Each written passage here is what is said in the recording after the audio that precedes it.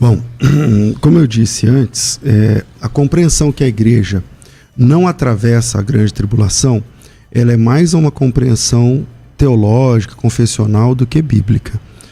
Nas escrituras, Jesus Cristo, quando ele fala, né, do sermão profético lá de Mateus capítulo 24, que também se repete em Lucas, em Marcos e tal, ele começa acautelando os discípulos, e veja que interessante, há um discurso dizendo que, desculpa gente, que esse texto é para judeus, mas o verso 1 diz assim: Jesus, tendo saído do templo, ia se retirando, quando se aproximaram dele os seus discípulos, para lhes mostrar as construções do templo. Eu não me recordo de outro momento em que Jesus chama os discípulos e faz um discurso para judeus. De vez em quando na Bíblia ele fala para judeus, quando ele é perseguido, tal, mas quando ele chama os discípulos, ele está falando para discípulos de Jesus. E aí ele começa a falar, quando os discípulos fazem a pergunta, quando será isso, que sinal haverá de sua vinda, tal, ele começa a explicar. E lá pelas tantas ele fala, vocês vão ouvir falar de guerra, rumor de guerra, mas ainda não é o fim. Portanto, se levantar a nação contra a nação, haverá fome, terremoto, peste em vários lugares, tal. Isso é o princípio das dores. Então, vocês serão atribulados, e vos matarão, e vocês serão odiados de todas as nações por causa do meu nome.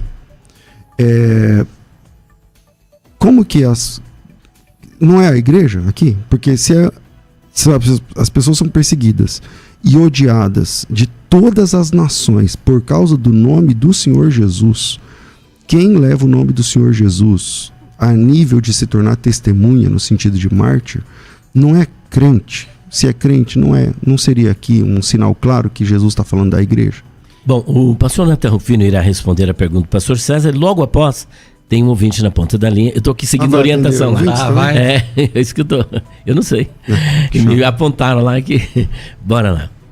Eu respondo então? Isso, tu responde. Bom, eu acho, César, inclusive, que o sermão profético, que se espalha em diversos capítulos dos evangelhos, eu acho também que ele aparece fragmentado em Lucas capítulo 17, porque os elementos de Mateus 24 parecem se repetir lá. Quando ele fala sobre Noé, lá ele inclui Ló, embora Ló não apareça em Mateus 24, ele fala sobre um ser tomado, outro deixado, os mesmos elementos, comiam, bebiam, a mesma coisa. Só que lá você vai ver que ele diz que não foram os discípulos que se aproximaram, ele fala dos fariseus, dos religiosos judeus, e aí ele responde para eles que o reino de Deus não virá de forma aparente, né? De qualquer forma, eu só disse isso para relatar que eu acredito que a multidão dos ouvintes de Jesus era uma multidão plural. Ela não era formada apenas por ouvintes, seguidores e discípulos, mas no meio de todas as pessoas que ouviam, tinham os outros judeus que ainda eram reticentes, céticos, alguns até opositores, os religiosos. Além disso, os próprios discípulos, eles eram judeus, e eles representavam os futuros judeus crentes desse período tribulacional, porque a gente sabe que ele não estava falando especificamente de João, de Pedro e desses seguidores pessoais daquele momento estarem presentes na tribulação milênios depois, né? Ele falava de forma representativa, falando provavelmente de crentes. Agora, considerar os crentes do período tribulacional como a igreja não é uma coisa de todo errada. Eu sei que a maioria dos pré-tribulacionistas dizem que não é a igreja, eu também penso assim, que a designação mais correta talvez não seja o uso dessa palavra, mas, verdade seja dita, Irineu falava isso. Irineu usava esse linguajar. Agora, o que acontecia com Irineu? Irineu, ele não tinha... eu sei que isso vai soar um pouco estranho, mas depois a gente pode tentar entrar nisso aí, mas Irineu, ele era pré-tribulacionista, embora as pessoas não tenham percebido isso, mas ele tem um livro que foi publicado no ano 180, que se chama Contra as Heresias, que é um livro justamente escrito para combater os gnósticos. Os 4 primeiros volumes desse livro de 5 volumes, né, são especificamente dos gnósticos, e no 5º ele fala somente sobre escatologia. E ele vai falar exatamente isso, que tem uma igreja que será arrebatada antes do começo da tribulação. Ele diz isso no livro 5, capítulo 29, verso 1. Ele diz que vai ter uma igreja que vai ser arrebatada antes do começo da tribulação. Ele fala de uma igreja que sobreviverá as perseguições do anticristo e passará e atravessará a tribulação e estará de pé em seus corpos quando Jesus voltar. E ele fala de uma igreja que será assassinada, mas ressuscitará e receberá corpos glorificados. Por quê? Porque para Irineu a palavra igreja era um termo genérico, que era como usar a palavra santos, justos, crentes. Ou seja, não é que ele tivesse necessariamente uma escatologia diferente, mas a eclesiologia dele era diferente um pouco da nossa. Então, Irineu fazia isso. Então eu entendo essa questão de chamar os crentes do período tribulacional de igreja, embora hoje os pré-tribulacionistas atuais distingam para não gerar confusão, mas Irineu fazia isso. E se a pessoa lê o livro de Irineu não tendo consciência dos termos que ele usava, vai pensar que Irineu era pós. Mas você tem vários trechos onde ele fala de igrejas, aspas, diferentes, né? Bom, em primeiro lugar, essa é a primeira vez que eu estou ouvindo esse argumento, então eu sou novo nisso, porque é o seguinte: o Irineu é um dos grandes pós-tribulacionistas da história da igreja. Né? Rapaz! Eu vou ler aqui um trecho do livro que você citou e do capítulo que você citou. Você citou o livro Contra Heresias, capítulo 5, verso 29. Eu vou ler o 35. Todas essas profecias se referem, sem contestação, à ressurreição dos justos, que se realizará depois do advento do anticristo e da eliminação das nações submetidas à sua autoridade. Isso é Irineu 35:1?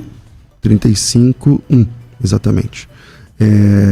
Então, não somente esse texto, porque quando as pessoas têm uma tradução espúria do texto de Irineu, e que pode dar a entender essa questão, mas seguramente o livro todo de Irineu, especialmente o Contra Heresias, ele é um livro que defende a posição pós-tribulacionista várias vezes, pelo menos umas 10, 12 vezes dentro do texto. Mas, enfim, vamos discutir a Bíblia, não é? Não, mas se precisar, a gente pode voltar a isso. Porque, na verdade, eu conheço as passagens, eu acho que é uma questão de hermenêutica, de interpretação. Como eu falei, confunde porque ele usa o termo igreja para vários grupos de salvos. E ele, inclusive, menciona uma igreja que será arrebatada antes do início da tribulação. E essa extração que eu fiz foi daquela edição da editora Paulus, aquele livro verdinho. Você conhece, né? Aquele Conheço. Que é publicado então é que assim, a citação de Irineu, ela é baseada numa versão tendenciosa de uma passagem obscura feita por um pré-tribulacionista que definitivamente não traduz o pensamento do Irineu no grego. A edição inglesa clássica da literatura, traduzida em grego por tal Alexander Roberts, tal, que é isso que você está citando aí, ele vai deixar entender, e o problema está na construção gramatical do texto de Irineu, que emprega uma inversão de palavras. Aqui está eu vou deixar aqui uma tradução do texto que diz assim, ó: e por isso, no final, sendo a igreja reunidamente arrebatada daqui, haverá, dizem, uma tribulação como nunca houve desde o princípio e jamais haverá. Pois será a última provação dos justos, na qual os vencedores serão coroados com incorruptibilidade. Então essa versão dá margem para acreditar que haverá um arrebatamento antes e outro arrebatamento depois, como você falou isso. Não. Como você falou, um arrebatamento só. Mas depois ele fala de um arrebatamento depois. Não. Então parece que é uma igreja que vai e outra que fica. Não, é diferente. Ele cita uma igreja que sai da tribulação e outra que participa. Isso sim, sem dois arrebatamentos. Então, mas está claro que aquele que... vamos lá, o verso 26, o mesmo livro, o mesmo capítulo. Está claro, portanto, que aquele que deve vir matará 3 desses reis, e que os outros lhe submeterão, e que ele será o 8º dentre eles. Eles destruirão a Babilônia, reduzi-la-ão a cinzas, darão seu reino à besta e perseguirão a igreja. Mas Exatamente. Em seguida serão destruídos pela vinda de nosso Senhor Jesus. Então, Exatamente. Vez após vez ele fala que a igreja vai atravessar a grande tribulação, e em um momento tem uma tradução que não foi feliz, que pode dar a entender isso, mas seguramente ele não é pré. Ele mesmo diz várias vezes, repetidamente, que é pós. Pastor Natan. Eu acho que é exatamente o contrário. Porque quando eu falei e toquei no assunto, eu disse exatamente isso, que confunde. Porque nós lemos com pressupostos, né? Achando que Irineu está falando que a igreja vai passar pela tribulação. Mas ele, em vários momentos, ele fala de vários tipos de igreja. Isso é o que nos confunde, porque ele diz, por exemplo, que os santos, justos e salvos morrerão durante a tribulação, mas no final serão ressuscitados. Aí depois ele fala de um outro grupo de santos, justos e salvos, que ele também chama de igreja, que sobreviverão, não morrerão, não serão transformados, mas estarão esperando Jesus voltar em suas carnes. Ou seja, eles entrarão no milênio com seus corpos mortais, né? E ele fala de uma igreja que será arrebatada antes do início da tribulação. Inclusive, desconsiderando aí o capítulo 29, versículo 1, que você disse que é uma tradução espúria, eu vou citar uma outra parte. Por exemplo, no capítulo 28... Não é o 28. 26. Não, peraí. Eu estava com ele marcado aqui, mas tu falou outra coisa, aí eu mudei. Tá aqui.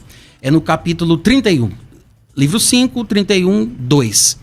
Ele diz, tendo o Senhor ido entre as sombras da morte, onde estavam as almas dos mortos, e ressuscitado depois corporalmente, e depois de ressuscitado sendo levado ao céu, indicou que o mesmo aconteceria com os seus discípulos. Aí ele vai falar mais algumas coisas e vai repetir basicamente a mesma frase de levar os discípulos para o céu 3 vezes. Aí ele diz assim, por exemplo, mais para frente, depois reassumirão seus corpos numa ressurreição perfeita, isto é, nos seus corpos, da mesma forma que o Senhor ressuscitou, e irão à presença de Deus. Nenhum discípulo é superior ao seu mestre, mas todo discípulo será perfeito como seu mestre. Como nosso mestre não voltou logo para o céu, mas esperou o tempo da sua ressurreição, estabelecido pelo Pai e indicado pela história de Jonas, e ressuscitando depois de 3 dias foi assunto ao céu, assim nós devemos esperar o momento da nossa ressurreição, estabelecido pelo Pai, pré-anunciado pelos profetas. Então, ressuscitando, serão levados ao céu os que entre nós o Senhor julgará dignos. Por 3 vezes ele fala aqui que esse grupo específico de salvos, porque ele menciona pelo menos 3 ou 4 grupos de salvos diferentes. Tem até um grupo de salvos judeus, dos quais a gente não falou, mas aqui ele está falando de um grupo específico, que é os que vão ser arrebatados, os mortos em Cristo que ressuscitarão, que vão ao céu. Ou seja, esses aqui não fazem parte daqueles que morrerão durante a tribulação e ressuscitarão, porque não teria tempo hábil para ir ao céu, já que Jesus desceu para estabelecer o milênio. Ele não está falando dos que estarão vivos no final da tribulação em suas carnes, como ele menciona, porque esses também entrariam no milênio com seus corpos mortais. Ele está falando daquele outro grupo que eu mencionei, que será arrebatado de repente e logo depois virá a tribulação. Como é que a gente sabe? Porque ele menciona isso várias vezes e ele diz que eles irão ao céu. E outros textos do mesmo livro vão falar que eles vão entrar na Jerusalém celestial. Então ele está falando de um povo que num determinado momento hábil podem ir ao céu e depois voltar com Jesus, que não daria, no meu ponto de vista, né, para ser no final da tribulação.